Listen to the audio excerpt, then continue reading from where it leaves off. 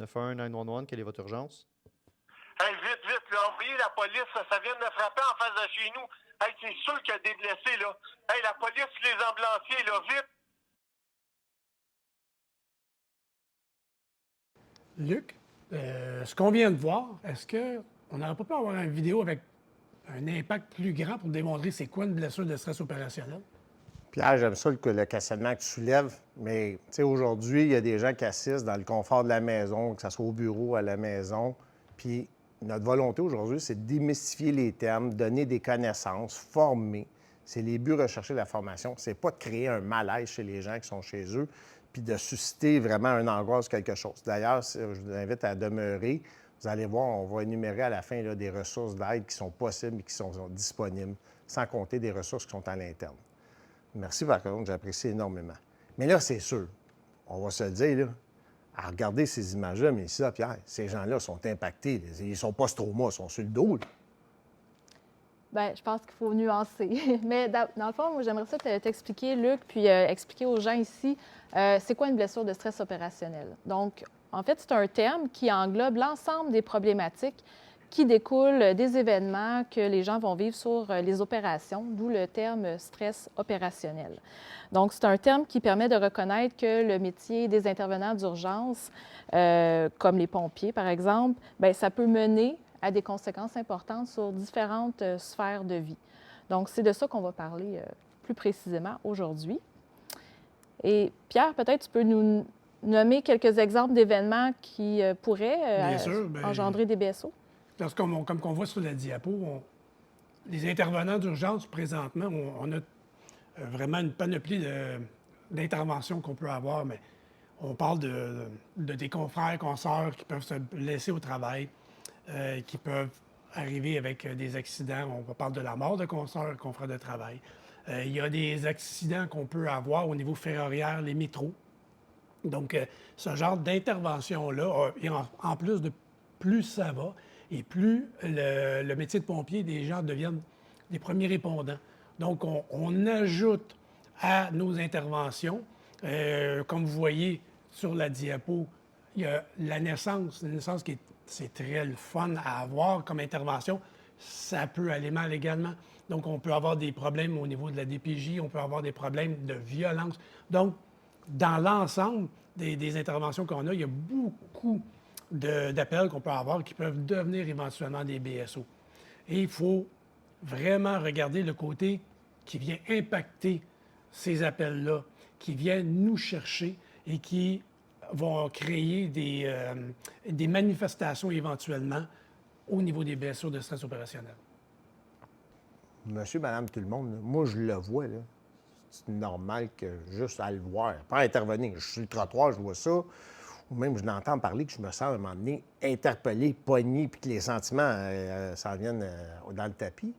Oui, bien en fait, les pompiers, bon, ceux qui sont sur les interventions peuvent être bien sûr ébranlés, mais même si on n'a pas été sur l'opération comme telle, le fait d'entendre parler les collègues de retour à la caserne des interventions perturbantes, ça peut faire en sorte que les pompiers qui n'étaient pas sur les lieux, donc les témoins indirects, on les appelle parce qu'ils n'étaient pas directement sur les lieux, le fait d'entendre raconter des détails perturbants, ça peut aussi mener à des conséquences parce que le pompier peut se sentir à la fois impuissant de ne pas avoir été là avec ses collègues dans l'intervention ou même un sentiment de culpabilité de ne pas avoir pu gérer la situation avec ses collègues. Et puis des fois, on le sait, en l'imagination, c'est pire que la réalité. Donc, de ne pas avoir vu, on peut se faire même des scénarios là, catastrophiques et s'imaginer le pire. Donc, ça peut... en fait, ce qu'il faut retenir, c'est que même si on n'est pas sur les lieux, ça peut laisser des traces également. Est-ce que je me trompe, mais de par la nature même, premier intervenant, peu importe qu'on soit policier, pompier, ambulancier, on est-tu plus exposé? C'est-tu quelque chose qu'il faut à cette heure calculer, comme dans notre ADN professionnel, de dire que hey, écoute, ça risque de m'arriver? Bien, c'est sûr qu'on pourrait dire que les intervenants d'urgence, en général, ils ont des bons facteurs de protection. On le sait, c'est des gens d'action, ils aiment l'adrénaline, ils gèrent bien le stress. Donc ça, c'est tous des facteurs de protection. En même temps, le niveau d'exposition est beaucoup plus élevé que moi qui est psychologue dans mon bureau. Donc, c'est comme si ça crée un débalancement parce qu'éventuellement, au fil de la carrière, on accumule des événements dans notre bagage. Mais des fois, les gens vont me poser la question, qu'est-ce qui fait qu'un pompier, plutôt qu'un autre, va être plus affecté par une intervention? Fait qu'à ce moment-là, c'est un ensemble de facteurs qui vont venir influencer les capacités d'adaptation de chaque être humain. Si un pompier, par exemple, subit une intervention difficile au travail, puis qu'à ce moment-là, dans sa vie personnelle, il était déjà en train de vivre des événements stressants, bien, ces événements stressants-là vont venir miner sa capacité d'adaptation à l'événement qui est survenu au travail. Et puis, les facteurs de stress, ça peut être positif. Des fois, les gens pensent seulement que les facteurs de stress sont associés à une rupture amoureuse, un divorce, un deuil, un enfant malade, mais des fois, les gens vivent des belles choses, la naissance de jumeaux, un déménagement, un mariage, mais tout ça, c'est du stress. Donc, dans le fond, que le stress soit positif ou négatif, ça va venir affecter mes capacités d'adaptation et peut-être que l'événement que j'ai vécu au travail tombait mal parce que dans cette année-là, j'en ai vécu beaucoup d'événements. Et puis donc, bien, ça vient user mes capacités d'adaptation. Il faut aussi savoir que quand même, le métier de pompier, Pierre, je pense que c'est quand même stressant. Surtout quand vous êtes PR, il y a un grand roulement d'appel, peu de temps de décompression entre chaque appel chaud. C'est toujours des priorités Habituellement, c'est toujours ça. Puis, je rajouterais même, quand on parle avec des situations, des interventions qui peuvent être difficiles, c'est que lorsqu'on habite la ville à laquelle on travaille, donc ce qui peut arriver, c'est qu'on peut avoir des gens de notre famille au niveau des interventions. On peut avoir des gens, des citoyens qu'on connaît. Puis, lorsque ça arrive, ça met une charge supplémentaire au niveau de l'intervention, au niveau psychologique. Un petit exemple rapide, il y a quelques années, j'ai eu une intervention, je rentre dans le camion, je suis lieutenant dans ce moment-là, et on passe sur l'appel, je regarde l'ordinateur qui est avec la carte d'appel, je m'aperçois que c'est l'adresse de ma belle-mère. Ce qui est arrivé au niveau de ma tête, c'est que là, je voyais déjà toute l'intervention, c'était hémorragie grave. Donc, je voyais déjà la scène, l'intervention, je n'étais même pas arrivé. Quand on est arrivé devant la maison de ma belle-maman, mais j'ai dit à mes partenaires, ramassez le stock, ça a pris même pas 30 secondes, je vous dis, j'ai comme une fusée directement voir ma belle-mère. Jamais, d'habitude, je suis calme, je dis aux gars, ben, on ramasse notre équipement, on s'en va là, mais voyez-vous comment ça peut impacter une personne de répondre dans sa ville avec des gens qui connaissent. Donc, je trouve que ce côté-là, Mélissa, ça met une charge supplémentaire. Ça fait que ça fait des accumulations éventuellement et ça vient drainer l'énergie. Donc, quand on parle d'accumulation, Mélissa, j'aime l'image qu'on a là parce que on a toute une remorque qu'on traîne. À un moment donné, on en met dedans, que ce soit professionnellement, que ce soit dans notre vie personnelle. Cette remorque-là, il faut l'entretenir, puis il faut l'évacuer, il faut la vider une fois de temps en temps. Soit qu'on fasse par des moyens, on peut aller consulter, on sait qu'il y a plein de choses qu'on peut faire pour essayer de diminuer le stress qu'on a dans notre vie, mais il faut l'entretenir. À un moment donné, on ne sera plus capable de tirer cette remorque-là. Parce que la remorque représente notre corps et notre esprit. Donc, si on ne l'entretient pas, que ce soit des événements familiales ou des événements du travail, à un moment donné, on ne sera plus capable de la tirer. Ça, Pierre, j'espère que ce n'est pas de tes photos de vacances là, quand vous êtes parti à Meurthe. Et non, parce que il était un petit peu moins chargé que ça quand je m'étais... C'est bon. Ça a commencé en 2016, vraiment, où je me suis rendu compte que il y avait des éléments qui faisaient en sorte que je me sentais moins bien. Ça a commencé avec le décès de mon frère, qui était mon meilleur ami, qui s'est suicidé. Il est décédé le 5 février 2016 et j'ai appris la nouvelle lorsque j'étais au travail. J'ai dû quitter le travail pour aller annoncer le décès à ma soeur et à mes parents. À ce moment-là, je vais utiliser le terme de Captain America. J'ai mis l'armure de Captain America et j'ai fait ce que je connais de mieux, d'être capitaine et de gérer une situation. Ensuite, au mois de septembre 2016, il y a eu un événement sur la rivière des Prairies où ce que j'étais sauveteur et on a eu un décès d'une personne qui s'est noyée. En fait, j'étais à la première loge, je l'ai vu se noyer devant mes yeux, je n'ai pas pu rien faire. Ensuite, au mois de décembre de la même année, il y a eu un Mayday au service incendie où je travaillais. Et j'étais avec la personne à l'intérieur qui a tombé au sous-sol et j'ai donné le Mayday. J'étais son officier supérieur à ce moment-là. En fait, ça a chambardé beaucoup ma vie. Hey, Mélissa, OK, je peux concevoir que tu aimes la zénitude de par ta profession, mais pourquoi l'image de Inukshuk?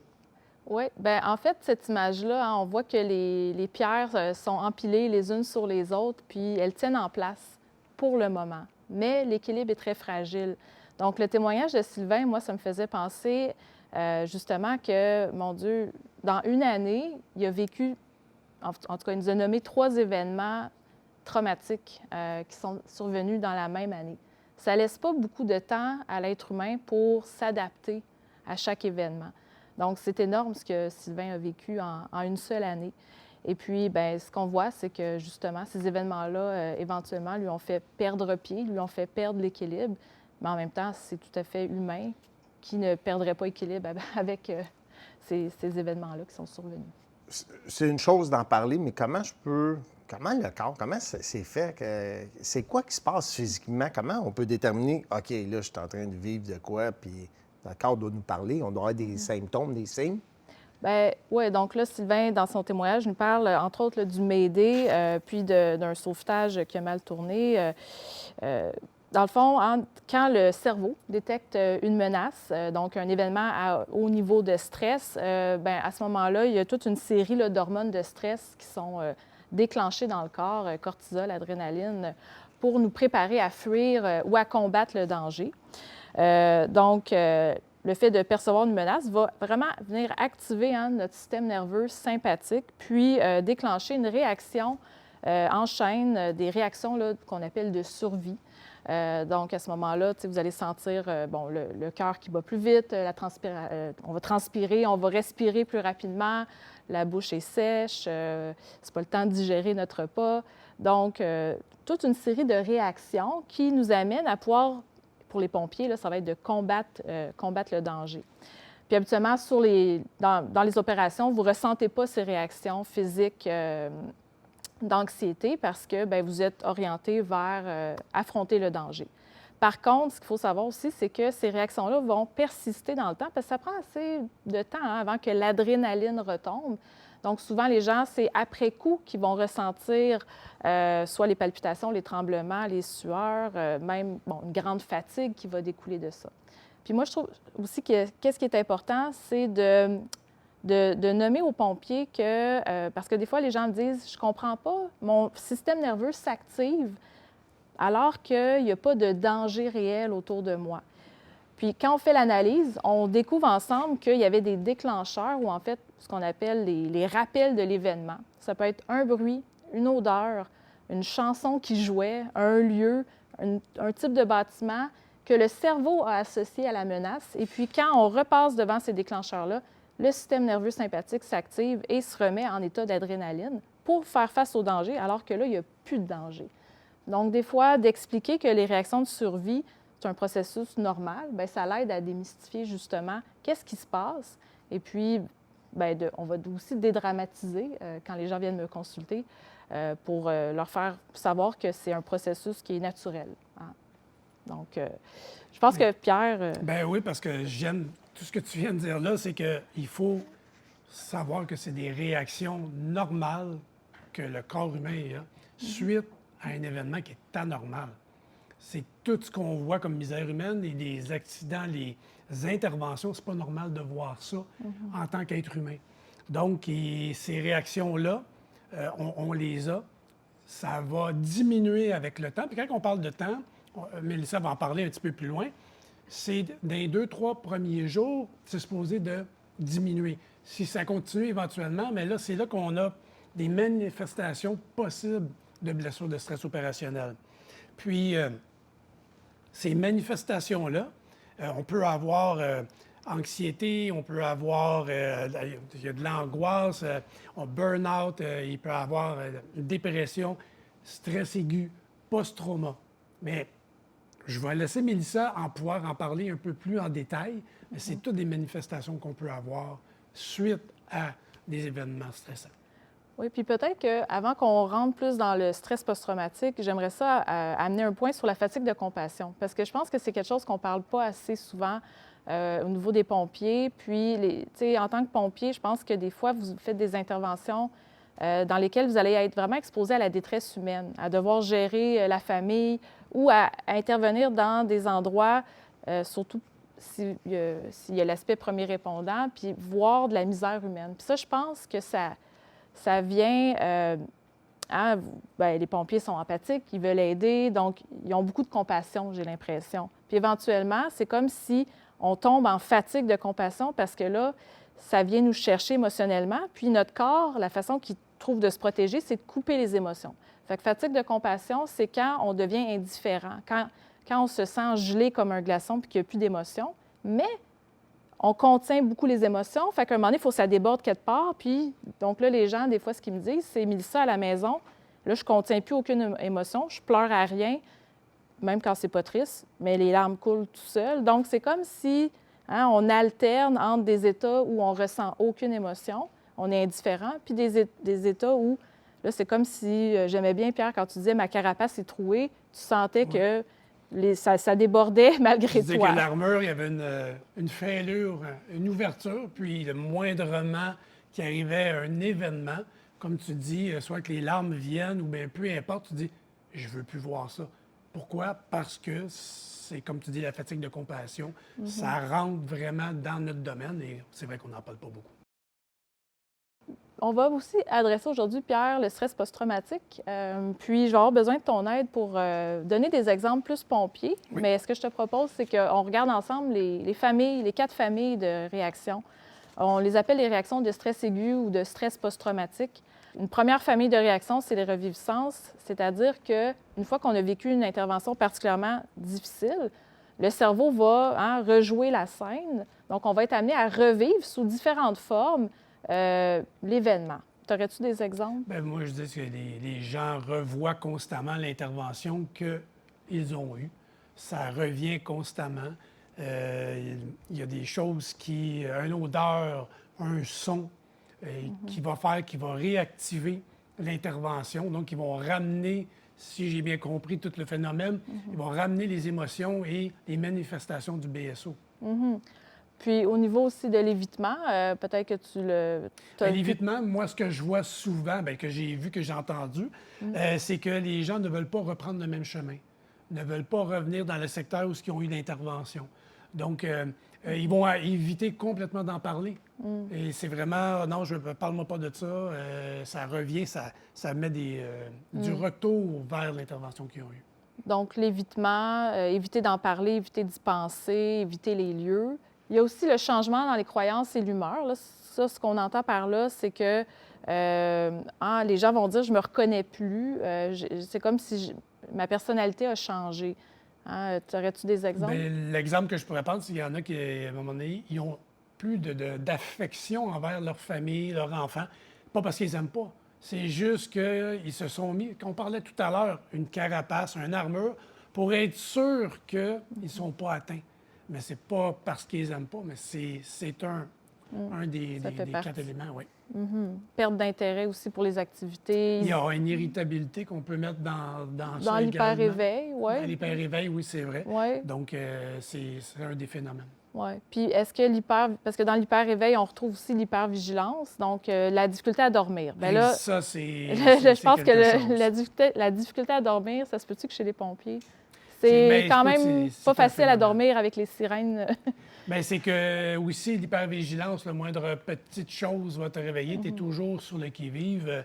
Donc, un camion qui va passer va te ramener. Puis là, on ne parle même pas dans le sommeil. On prend une marche dans la rue, un camion, on va entendre la sirène, réactive l'intervention que la personne a eue. Donc, ça devient une hypervigilance. Oui. Puis l'irritabilité, ça rentre là-dedans aussi. Oui, Les gens deviennent plus irritables. Bien, en fait, j'aurais envie d'expliquer un peu comme le système nerveux, tu sais, c'est qu'est-ce qu'il essaye de faire avec toutes ces manifestations-là, ces réactions de stress aigu et de stress post-traumatique. Hein? Ça serait, il essaye en fait de digérer, là, j'aime bien l'analogie, que notre système nerveux, quand on a vécu un événement comme ça, à potentiel traumatique, il essaye de digérer émotionnellement l'événement qu'on a vécu. Puis les reviviscences, le fait de revoir en boucle la scène de l'événement, y rêver, avoir des flashbacks, bien, c'est le chemin que notre cerveau a trouvé pour essayer de donner un sens, des fois à un événement qui ne fait pas de sens, mais donc il essaye de traiter l'information.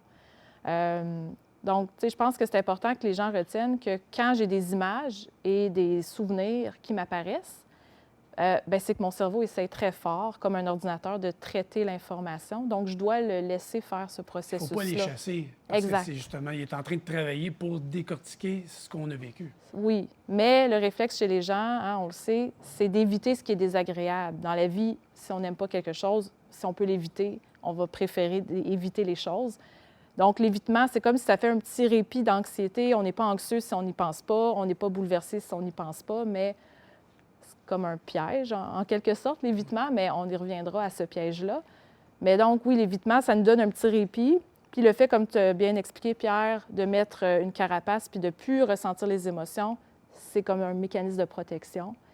Mais en même temps, ça marche plus ou moins parce que notre système nerveux reste dans l'hypervigilance, donc tout le temps aux aguets, puis prompt à réagir, même quand il n'y a pas vraiment de danger objectif, là. Donc, en fait, l'évolution des réactions, tu l'as dit, Pierre, des fois, ça peut durer juste quelques jours puis s'estomper. En fait, la plupart là, des pompiers vont avoir des réactions tout à fait normales, les réactions de survie qu'on a nommées tantôt, le système nerveux s'active, puis ça dure quelques jours, éventuellement, ça s'estompe. Bon, des fois, ça peut durer un petit peu plus longtemps, c'est ce qu'on peut appeler parfois le trouble de stress aigu. Des fois, les réactions vont persister dans le temps. C'est là qu'on va nommer le trouble de stress post-traumatique, donc quand les réactions durent plus d'un mois. Puis, ce qui est intéressant, malheureusement, on pourrait dire, par contre, c'est intéressant, mais c'est que des fois, les événements laissent des traces, mais les réactions ne se déclenchent pas tout de suite, hein? C'est comme s'ils apparaissent en différé. Les réactions apparaissent 5 ans, 10 ans plus tard. C'est ce que je me te demander. Le temps, ça va jusqu'à 10 ans?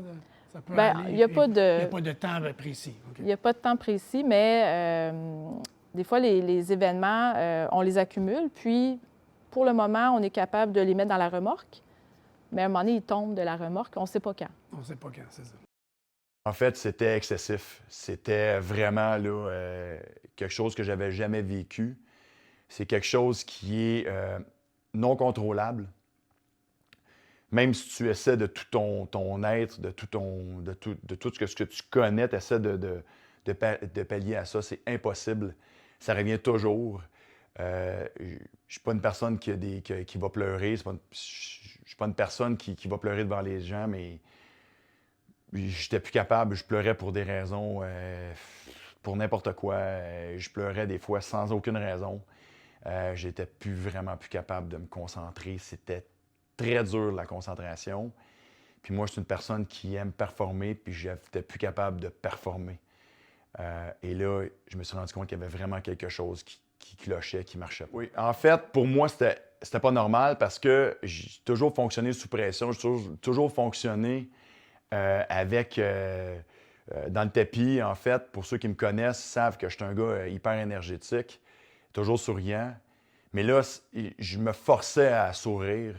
C'était pas normal. Je me forçais à être moi-même dans le but que ça paraisse pas, pour être le super-héros, en fait, comme tous les pompiers veulent être. On est là pour aider les gens. On est là pour que ça aille bien. On veut faire de notre mieux. Puis là, ça ne marchait plus. Je laisse des appels et je me mettais en question à tous les appels.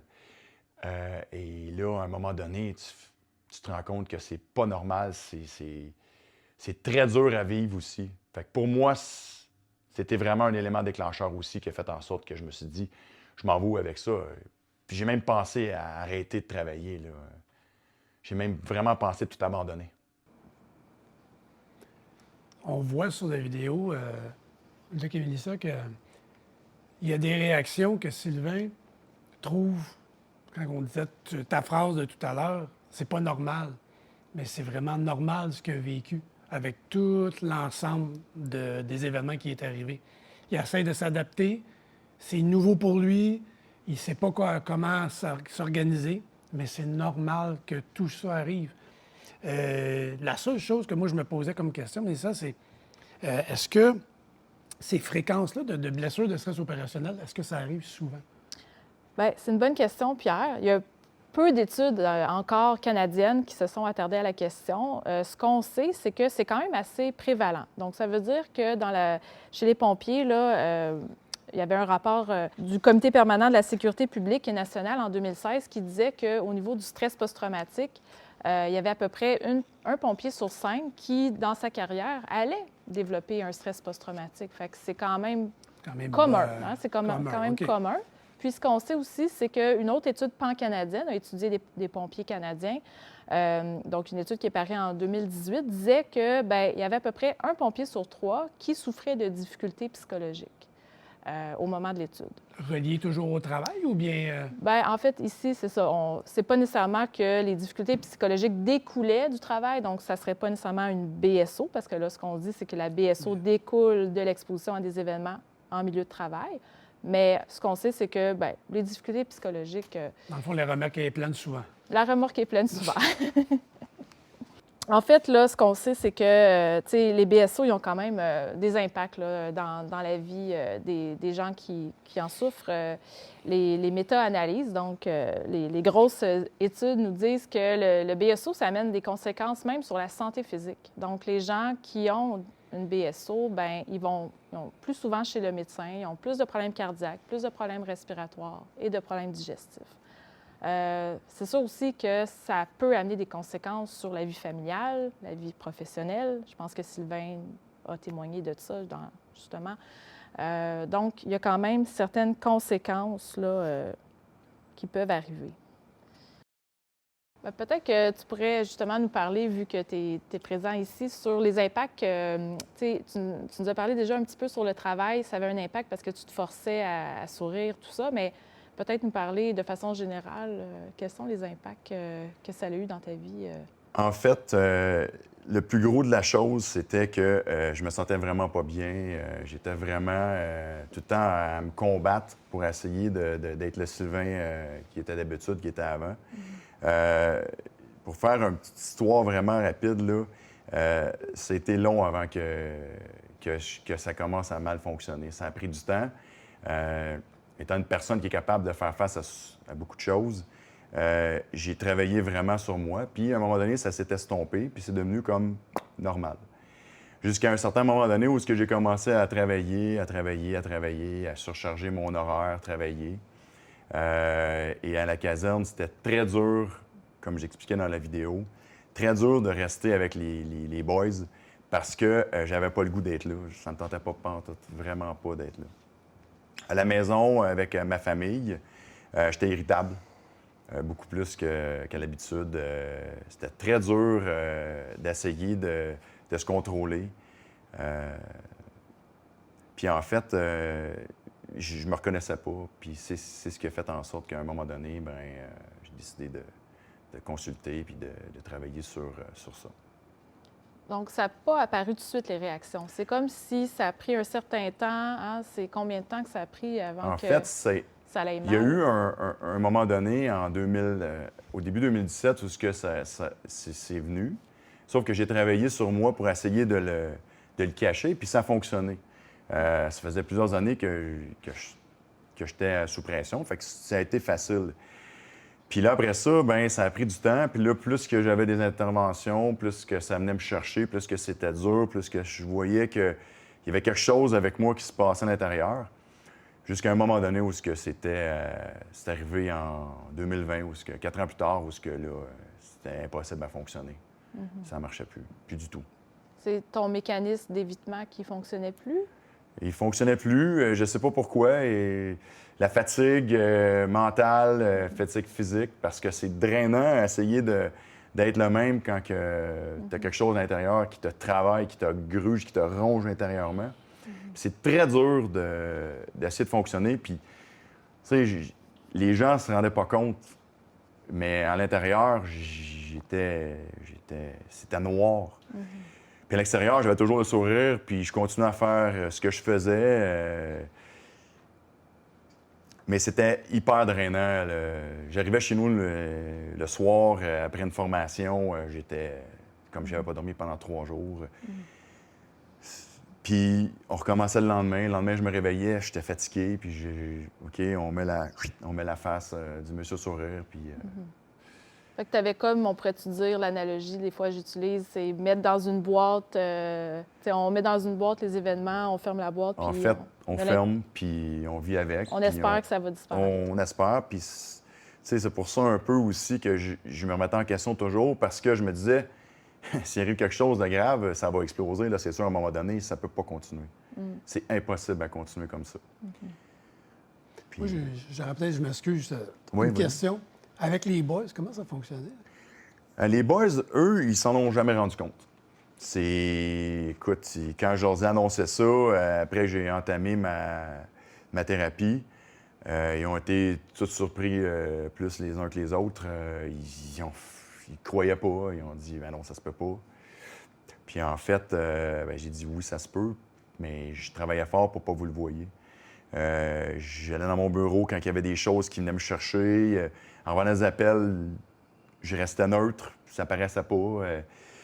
J'arrivais à la maison, j'en parlais même pas avec ma conjointe. Je voulais pas laisser sortir les émotions.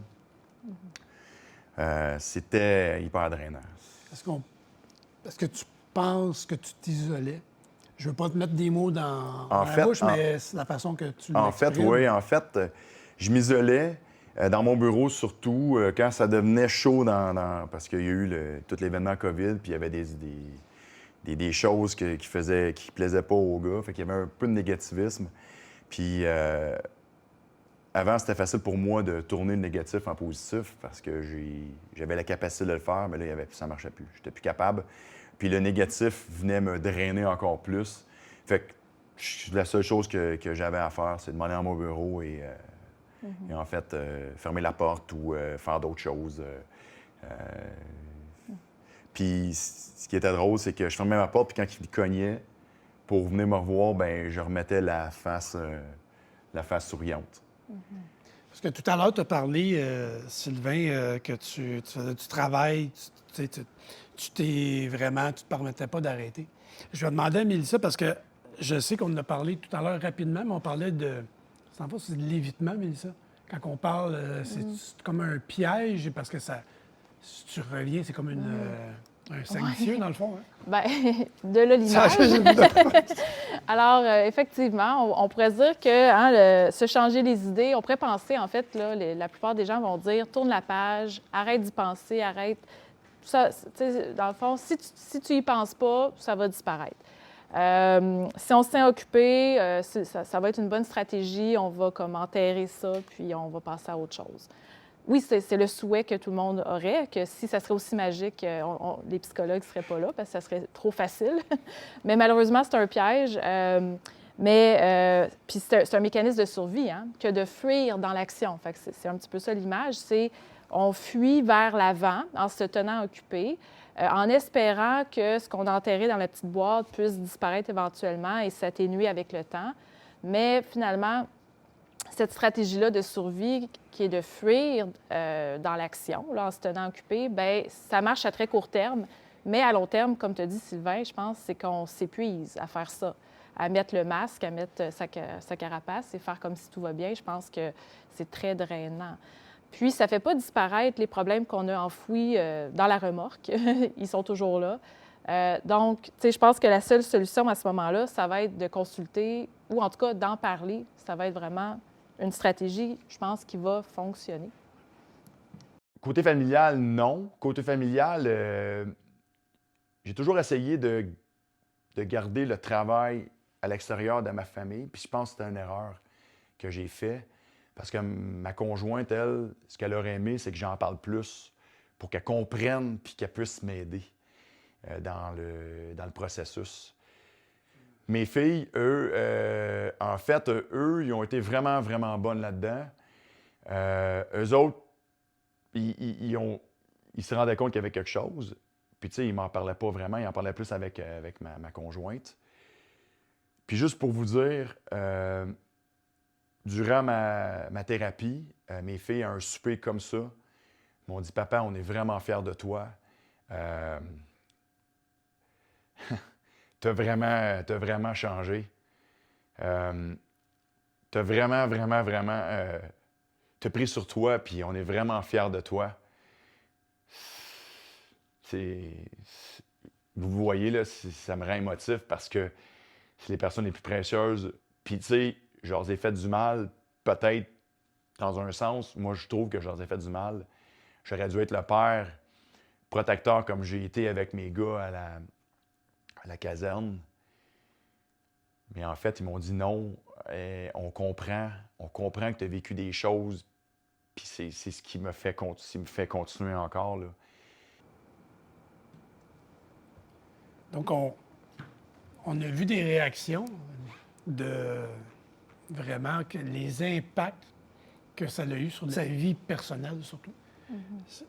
Il y a quelque chose qu'on peut faire. Il y a la prévention qu'on peut faire versus tout ça. Et cette prévention-là, on appelle ça, je sais que tu m'as donné le terme parce que moi, on n'utilisait pas ça, la prévention primaire. Mais qu'est-ce qu'on peut faire, la prévention primaire? Mais c'est vraiment de former nos gens sur le terrain, d'aller en caserne, leur expliquer l'existence des BSO, d'être capable de donner de la formation. Puis, il ne faut pas oublier, oui, on a nos gars, nos filles sur le terrain, mais on a nos officiers, on a nos gestionnaires parce qu'ils font souvent partie des interventions. Puis, ces gestionnaires-là, s'ils sont au courant, ils vont être capables, avec un protocole bien établi, de pouvoir, justement, de donner de l'aide le plus rapidement possible quand le besoin y est requis. Donc, c'est très, très, très important de prévenir. Mais lorsqu'on a tout prévenu, ça, c'est une question que je voulais te poser, Mélissa, pour savoir, là, on est rendu là, on n'est plus dans la prévention, il arrive quelque chose, on a besoin d'aide. Bien, oui, on appelle ça quand même de la prévention secondaire. Hein? Okay. C'est-à-dire que même quand des événements comme ce que Sylvain rapporte, on peut quand même faire des actions rapidement quand les événements arrivent pour prévenir les répercussions à plus long terme des événements. Donc, on reste dans de la prévention, mais après coup, après que les événements arrivent. Bien, comme tu as dit, je pense, Pierre, c'est important d'avoir un protocole, que l'organisation pompière ait un protocole de gestion préventive des événements à haut niveau de stress, puis qu'il y ait aussi des ressources qu'on se dote, en fait, qu'on s'assure que si c'est notre PAE qui va être les intervenants spécialisés qui vont venir en caserne pour rencontrer les gars, les filles, bien, que ces intervenants-là soient spécialisés dans la culture pompière, puis au niveau du trauma, au niveau du potentiel traumatique de certains événements comme Sylvain a vécu. Je pense que ça, c'est important. Donc, dans le fond, donc le soutien psychologique après les événements, super important. Puis je pense que aussi, en fait, j'ai l'impression que quand on est des intervenants, on est très bon pour pister comment les autres vont, puis moins bon pour s'auto-observer. Est-ce que ça se peut que, je ne sais pas, en fait, oui, tu as totalement raison, Mélissa. Moi, j'aidais tout le monde, puis tu sais, j'étais capable de... J'étais bon pour déceler, surtout quand tu vois un gars qui rentre le matin et puis il ne file pas. Puis j'avais dirigé, puis en fait, c'est un peu ça qui m'a amené à consulter, parce que j'ai dirigé un de mes pompiers vers le PAE. Puis lui, il m'a dit que écoute, ça a fait vraiment du bien, c'est vraiment cool. Puis ça m'a comme donné comme un petit peu l'aide pour que je puisse faire le pas, pour que je puisse moi aussi appeler le PAE. Mais oui, on est très bon pour déceler, surtout qu'on est habitué de faire face à ça. Fait que, ouais. Tout à fait. Donc, des fois, l'idée, c'est de développer le réflexe d'être capable de s'auto-dépister soi-même, puis d'être à l'écoute de nos collègues, parce que nos collègues, des fois, vont nous faire des commentaires dans la bienveillance, puis il faut rester à l'affût des changements qu'eux ont vus en nous. Puis des fois, bien, ça nous permet de prendre conscience des changements qu'on n'avait pas vus nous-mêmes, en fait, qu'on voulait se cacher, je pense. Donc, l'autodépistage des réactions, mais aussi l'autogestion des réactions. Puis ça serait intéressant, Sylvain, tu vas nous en reparler tantôt, de comment toi, tu as appris à gérer peut-être des manifestations ou des réactions normales là, que tu avais développées suite aux événements. Mais je pense que quand les pompiers vivent des événements difficiles, il faut se rappeler, Pierre, hein, que les reviviscences, C'est là pour nous aider à digérer. Donc, au lieu de chasser les images et les détails perturbants des interventions, d'être plutôt dans l'accueil de Les ces accepter. images, puis de tolérer les images difficiles et bouleversantes parce que ça va permettre de les digérer de cette façon-là. Ce que tu nous avais déjà dit, c'est que c'est d'accepter ces images-là quelques minutes à la fois. Ouais. Ensuite, se changer des idées et de revenir graduellement à les avoir plus longtemps. Oui, Et on réussit à passer au travers éventuellement. oui. Puis en même temps, je pense aussi d'avoir des stratégies pour gérer notre activation de notre système nerveux. Donc, respiration, relaxation, en fait, peu importe, mais bon, des stratégies pour apaiser notre système nerveux. Je pense aussi en fait, faire attention à des fois, on est curieux, l'être humain. Donc, si on peut éviter de se surexposer à des interventions qui ont été médiatisées. On n'est pas obligé de tout voir les images ou toutes les photos. Donc, si on peut se préserver de cette façon-là. J'ajouterais aussi que l'équilibre, les pompiers, c'est des gens d'action. Ils font 2-3 jobs, souvent. Donc, un équilibre des fois, c'est correct de se reposer, de se donner un répit. Je pense que ça peut faire du bien. Puis, le sommeil, ça va être... Des fois, c'est plus difficile, justement, parce que en caserne, bien, on est constamment réveillé. Fait aller bien dormir, essayer de trouver des moyens pour avoir une meilleure hygiène du sommeil, je pense que ça peut aider. Ce que je peux te rajouter là-dessus, c'est que ce que je disais aux gars, aux filles sur le terrain, c'est qu'il y a 24 heures d'une journée.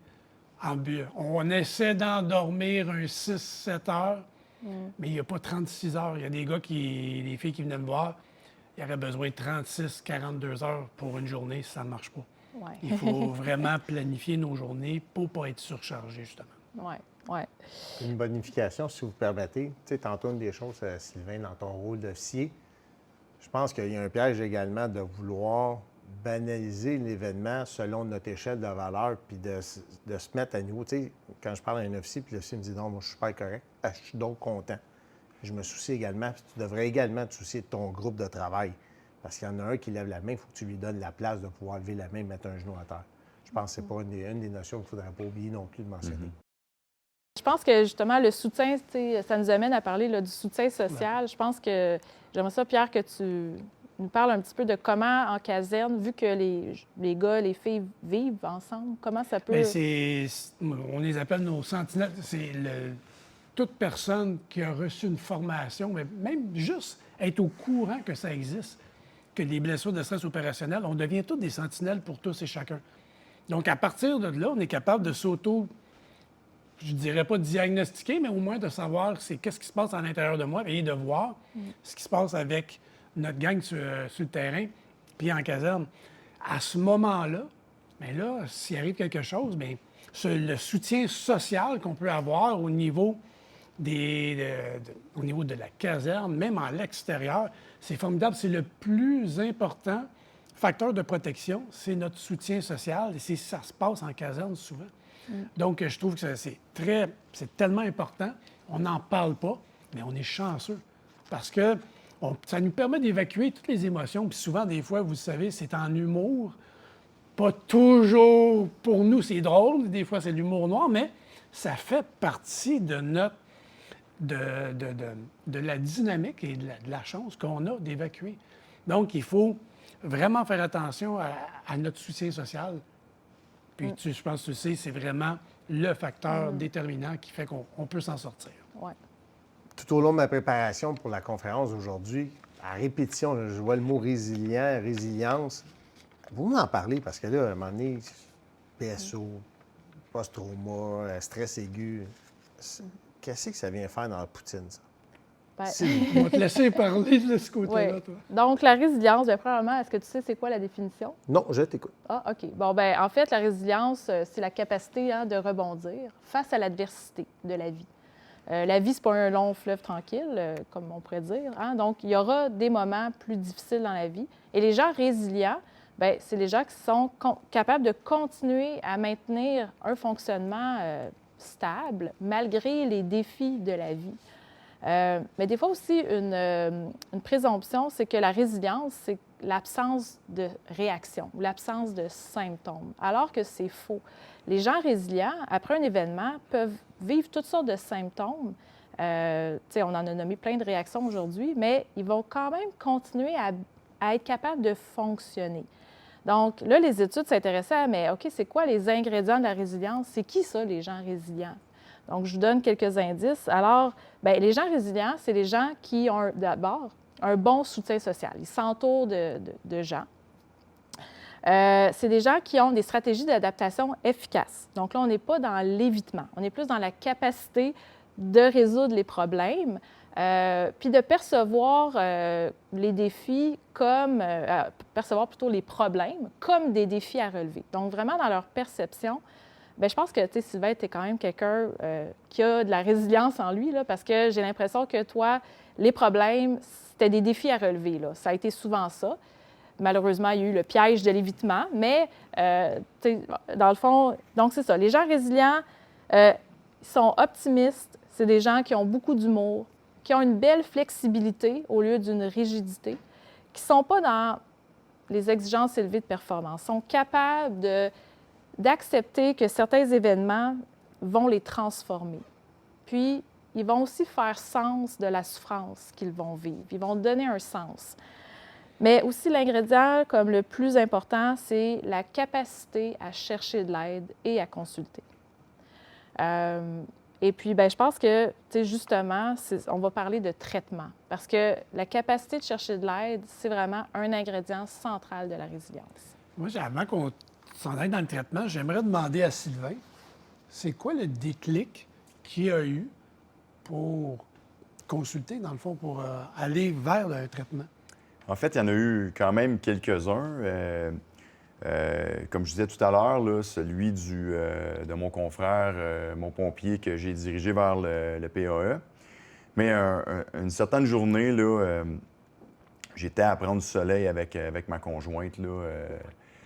Puis cette journée-là, je ne sais pas pourquoi, il est arrivé même pas une situation où on relaxait, puis tout à coup, ça s'est comme effondré, le château de cartes, il a tombé.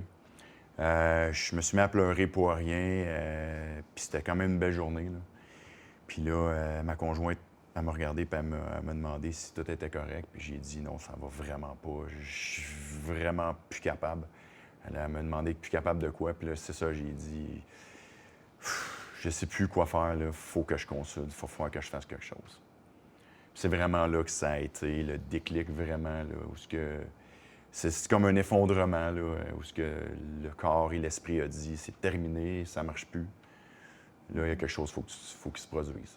Ce déclic-là, est-ce que tu as été chercher de l'aide? Est-ce que ça a pris du temps? Le lendemain matin, j'ai téléphoné au PAE. Et la journée même ou le lendemain, j'ai eu un téléphone du centre d'études traumatiques. Et c'est de là qu'ils m'ont entrepris et que j'ai commencé mon traitement. Merci.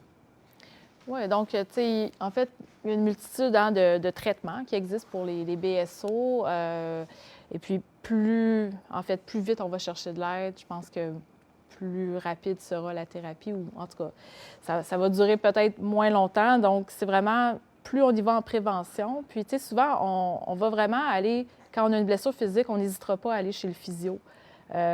Mais c'est beaucoup plus difficile d'accepter d'aller chez le psychologue pour certaines personnes. Mais plus on y va rapidement, je pense que ça va être payant d'y aller plus rapidement.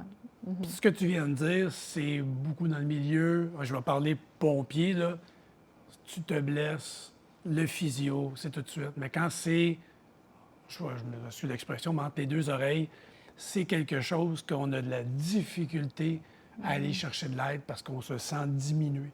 Puis je pense que Sylvain, c'est le plus bel exemple que pu nous apporter, que ça ne diminue pas. Je pense que Sylvain, il a grandi au travers de ça, d'aller chercher cette aide-là. Oui. Puis, est-ce que, Sylvain, il y a des stratégies que tu gardes? Parce que des fois, on va en thérapie, notre thérapeute nous enseigne des stratégies qui nous aident à nous relever, puis on les met dans notre coffre à outils, mais on les utilise plus après. Mais il y en a peut-être des fois qu'on continue d'utiliser. Parmi tous les outils qu'il t'a donnés, c'est quoi les meilleures stratégies qui ont fonctionné pour toi? Oui, en fait, la meilleure, c'est la respiration. Ça m'aide beaucoup. J'essaie de la faire à tous les jours. En fait, je la fais tous les jours. Et même lorsque je m'en vais sur des appels où c'est stressant, je vais la faire, ne serait-ce que quelques secondes. Là. Puis ça m'aide beaucoup, ça me permet de me concentrer. J'essaie de vivre l'émotion ou l'événement le plus possible que ce que je faisais pas avant, c'est que je le renfouais en dedans de moi. Puis on fermait la boîte, puis on regardera ça plus tard, là, bien que ça soit... Puis de toute façon, les pompiers, on est comme ça. Là. On va en avoir des événements, puis pendant toute la carrière, tu vas en voir, tu vas vivre des choses, tu te dis, bon, bien, c'est normal, c'est avec le métier. Mais il ne faut pas penser comme ça. Parce que ça te rattrape à un moment donné. Puis se permettre de se reposer. Ça, c'est le plus gros que je fais, je me permets de me reposer. Ce que je ne faisais pas avant. Je me couchais pas le jour, j'étais fatigué en revenant d'une nuit mouvementée. Maintenant, je le fais. OK. Et c'est vraiment bon, bénéfique. Il y a juste une chose, je vais rajouter. J'ai vu dans la salle quelqu'un que, quand tu as parlé de respiration, il dit j'espère que tu respirais. J'ai vu quelqu'un faire dire oui, il faut qu'il respire. Mais en fait, c'est une respiration contrôlée. Là. C'est une méthode, si vous allez sur une application qui s'appelle Respirelax. Et vous pouvez mettre les minutes que vous voulez faire.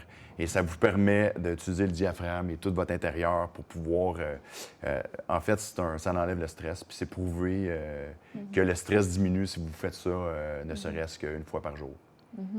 Oui, les battements cardiaques vont diminuer. Le battement cardiaque diminue, la respiration, parce que le diaphragme, c'est un muscle. Ouais. Ça fait en sorte que ça fonctionne. Puis ça, dans mon cas, ça fonctionne très, très bien. Oui. Donc, c'est vraiment, ça va agir au niveau du système nerveux sympathique, donc, puis diminuer les hormones de stress. Si on peut mettre juste un chiffre au niveau de la respiration, de la façon de faire 4-7-8, c'est vraiment varié d'une personne à l'autre, mais tu respires tranquillement pendant 4 secondes, tu retiens ta respiration 7 secondes et t'expires pendant 8 secondes. Et là, tu reprends ta respiration, mais très tranquillement pendant le 4 secondes, et tu refais ça 3 fois. Vous allez voir qu'au 3e cycle, le système, comme tu nerveux sympathique. il devient sympathique. Je peux te dire qu'il te relâche, tout revient calme, ça fonctionne. Oui. En fait, c'est le système nerveux parasympathique qui prend le relais pour justement se calmer et s'apaiser. Bien, c'est bon. Puis, donc, le traitement, je pense que c'est un incontournable. Tu sais, des fois, on essaye de s'en sortir par soi-même. On peut essayer très longtemps. Pourquoi pas aller accélérer le processus de rétablissement avec quelqu'un? Bon. J'aimerais ça que tu me parles de la branche. C'est une image que tu as utilisée puis je l'ai trouvée ô combien bonne. En fait, la branche, pour faire une analogie assez rapide, en fait, c'est une branche de sapin. On va venir mettre de la neige dessus. La neige dessus va être les événements que vous allez vivre dans votre vie tout au long de votre carrière. Va venir faire baisser la branche. Moi, j'utilisais le terme briser, casser, péter.